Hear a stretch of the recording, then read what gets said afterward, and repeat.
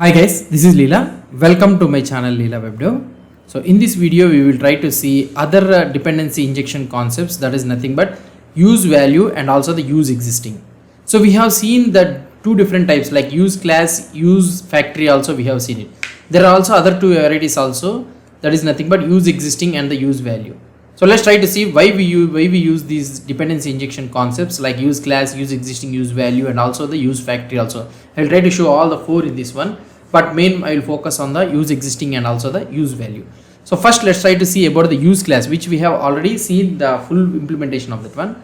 So normally why we use this use class thing? So first of all, I understand that Angular dependency injection system, it is a powerful feature that allows developers to manage dependencies and promote modularity within the application. So now in this one we will try to see, now in this video we are trying to see the different essential techniques for the dependency injection like use class, use existing, use value and also the use factory. So if you understand these things and master these techniques, you can revolutionize how dependencies are managed in your Angular projects. So that is one thing. First one is use class. I already told you that how the use class will be working. So first of all, Angular's use class configuration in dependency injection is like a substitute teacher. When a component asks for a service, use class steps in and provides a different service instead of the original one. It's like having a stand-in ready to take over, creating an instance of the replacement service wherever it is needed. For example, let's say that we are having two services, let's assume. So in the services, I will create one, that is nothing but main.service.ts file. I will create this one, export class main service. Okay, so this is our main service, and this spelling, the extension, it is wrong. Let's try to make it as an .ts. Sorry, .ts. Fine. And this should be injected at the rate injectable, and this should be imported from the Angular. So let's try to inject it. So we need to inject this one, injectable, yeah, and it should be provided in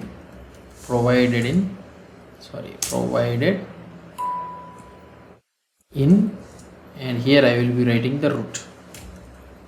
Okay, fine.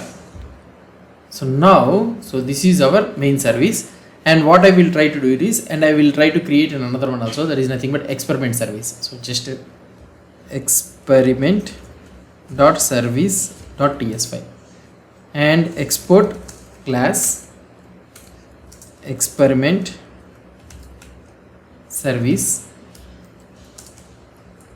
and here let's import this one at the rate injectable, and here provided in root. That's it. So let's assume that we are having two services. I don't want to implement the methods, just I will try to show you. So we are having the two what I want to tell you is two services. Let's say that, let's go to widget.component.ts only. I will remove these all directives and providers also.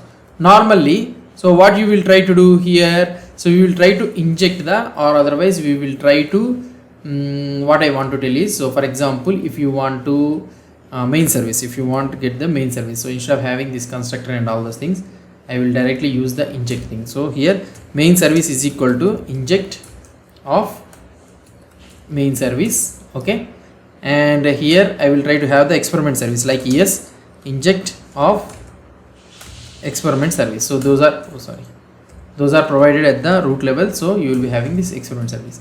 Now if you try to check console.log this .es is equal to this .ms. okay, so if you try to check here, so now both the instances are same or not. If you try to check here, as usual, you know that both the services are different, both the class are different. We are able to see that one is ms. So now here if I try to check console.log this .es, and here if I try to check ms, so main service and ms, main service and experiment service instances, if you want to check it, the instances, first one is coming from the experiment service and the second one is coming from the main service. So both are different, so that's why we got it as a false.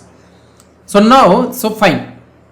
So you have been mentioned in the providers. Why? Because so those are already added in the root. If you want to mention it, you can mention it. That's not a problem.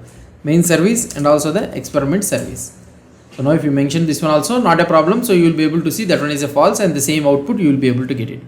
Now what I want to do it is, so for example, let's say that, so now I want to make this main service to have the experiment service instance, not the main service instance. So for that one, what we'll try to do, so here I can do provide for the main service. Whoever wants to access the main service, they need to use the instance that is nothing but experiment service. That's it.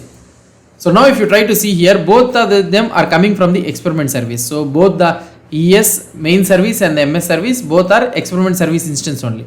But if you try to check here, if the experiment service and the MS service main service instances are equal or not, means then it's those both are not equal. So that means when you try to see this use class, so if you want to use the replacement service, then if you try to see, so two services, main service and experiment service in the component metadata. So we are using the providers array as shown in this code. So when you run the code in the constructor, so console.log the comparison of the services and the value of main service. So now here both the instances are not the same, and the value of the main service changes to the experiment service. It is a replacement of the instance. So this feature is useful when you don't want to change existing code but need to switch the service instead. So here it will be useful. So now for example, so now here we are having the main service.